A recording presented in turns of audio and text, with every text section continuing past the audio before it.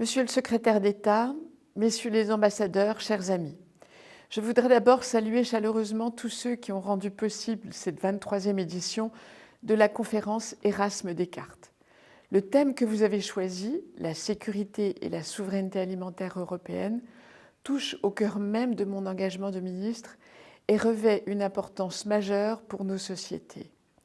C'est donc avec regret que je m'adresse à vous à distance, retenu à Paris par l'examen du projet de loi de finances pour 2026.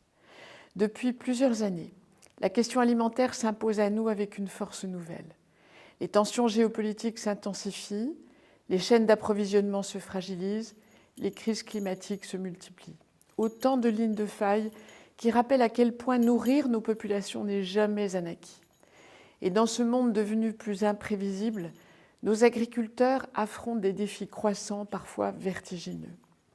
Face à ces défis, notre devoir est clair: bâtir un système agricole et alimentaire plus innovant, plus durable, plus résilient. Un système qui consolide notre souveraineté alimentaire européenne tout en contribuant à la sécurité alimentaire mondiale. Rien de tout cela ne pourra se faire sans une coopération renforcée et je me réjouis de la relation de confiance qui unit la France aux Pays-Bas, particulièrement dans les domaines agricoles et agroalimentaires où nos chemins se croisent depuis longtemps. La visite d'État du président Macron en 2023 a donné un nouvel élan à cette relation avec la signature du Pacte pour l'innovation et la croissance durable qui fait de la transition alimentaire l'un de ses axes prioritaires. Cette ambition commune trouve un prolongement naturel dans la coopération entre l'INRAE et Wageningen.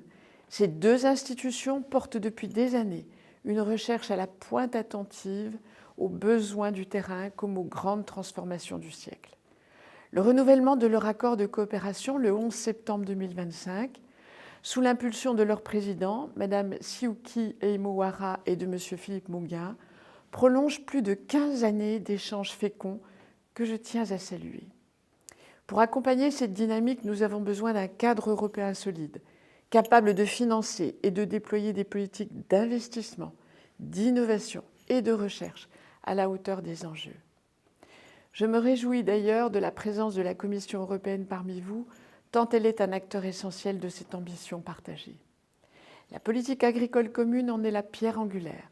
Elle demeure notre premier outil. Il nous appartient de préserver son ambition, sa cohérence et son caractère véritablement européen.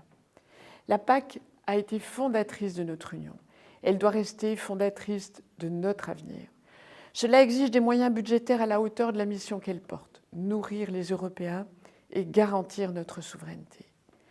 D'autres instruments européens seront également déterminants, notamment le futur fonds de compétitivité et son articulation avec le prochain programme cadre de recherche et d'innovation, Horizon Europe 2028-2034.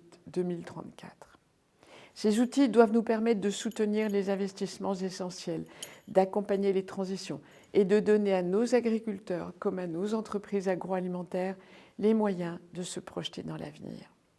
Mais rien de durable ne se construira sans ceux qui feront vivre cette agriculture demain. Le renouvellement des générations est l'autre grand pilier de notre souveraineté. Former des agriculteurs, des ingénieurs, des chercheurs, des décideurs, c'est assurer la continuité d'un savoir-faire européen, d'une ambition partagée et d'un destin agricole commun. Je me réjouis de l'importance que vous avez accordée à la voix des étudiants et des jeunes chercheurs et j'apporte tout mon soutien à l'intervention des jeunes talents. Votre action est déterminante pour l'avenir des Européens et vous êtes les artisans de l'agriculture européenne qui arrive. Chers amis, permettez-moi finalement de remercier chaleureusement les Pays-Bas pour leur accueil et pour l'esprit d'échange qui caractérisera, j'en suis certaine, cette rencontre. Puisse cette conférence prolonger ce que nos deux pays savent produire de meilleur, une coopération concrète, ambitieuse et porteuse de solutions d'avenir pour notre agriculture.